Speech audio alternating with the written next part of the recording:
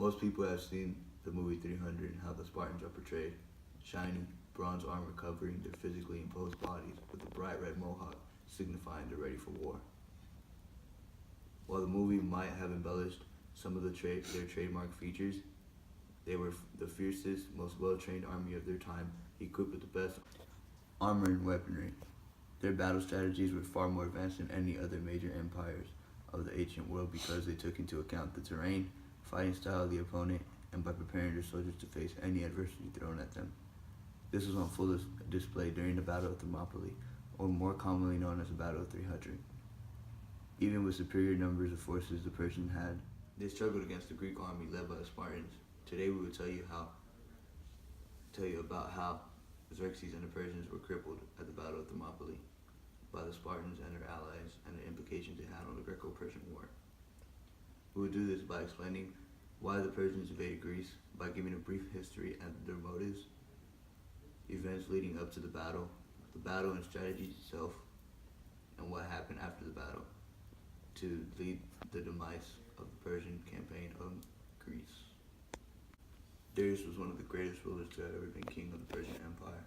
One of his greatest aspirations was to continually expand the Persian Empire, with pressure from outside sources telling him to wage war against Greece.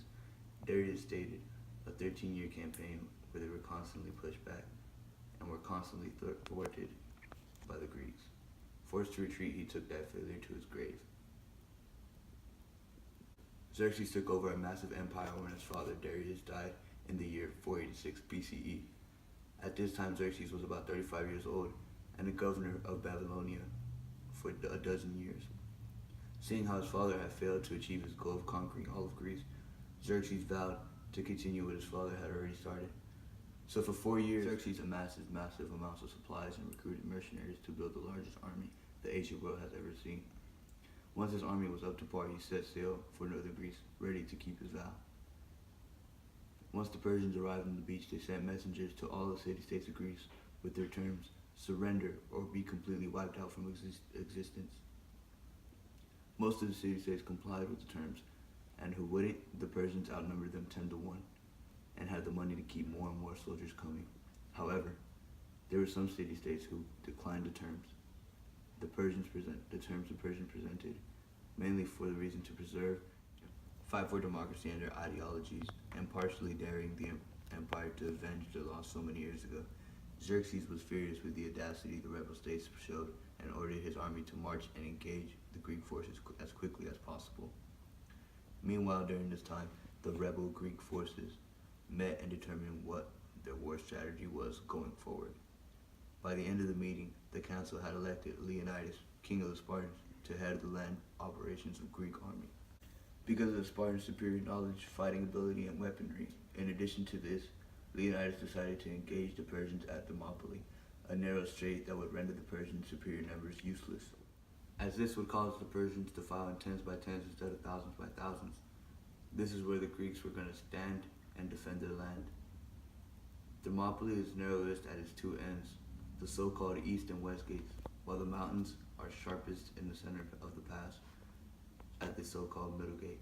The middle gate is where the Greeks defended the pass. In the battle, the Greeks used a formation called a phalanx, in which rows of hoplites stood directly next to each other so that their shields overlapped with one another. During the frontal attack, this wall of shields provided significant protection to the warriors behind it. If the phalanx broke, or if the enemy attacked from the side or the rear, however, the formation would become vulnerable. But the warriors were efficient due to their training, since they had trained since they were children. They trained with a circular shield, a spear 6 to 10 feet long, and a short sword 12 to 20 inches long, and were able to move the shield wall as needed. This was all due to their training while they were children. So the first battle began in the pass, the Persians, with no particular fighting style other than to just send their warriors wave after wave. Luckily, Leonidas and his troops were able to hold them off and prevailed in the initial battle. But losing a significant amount of numbers, Leonidas decided to send back most of his troops except for 300 Spartans and a few hundred other warriors that joined the battle. Thus the Battle of Thermopylae, or the Battle of 300, was about to start. The shield was formed and the 300 seemed to be winning the fight, but little did they know there was a traitor that had told Xerxes another way around the pass, thus letting Xerxes flank Leonidas and a small army, forcing them to break their shield wall. It was this battle that became known to Ban as one of the greatest battles of all time, because after the last Spartan had fallen, including Leonidas, the Persians thought they had won, but they had lost a significant amount of numbers and many of the best warriors, thus leading to their overall defeat in the Greco-Persian War, as the Persians eventually lost to the Greeks overall. So the Persians wanted more territory and fought through the Greeks' territories.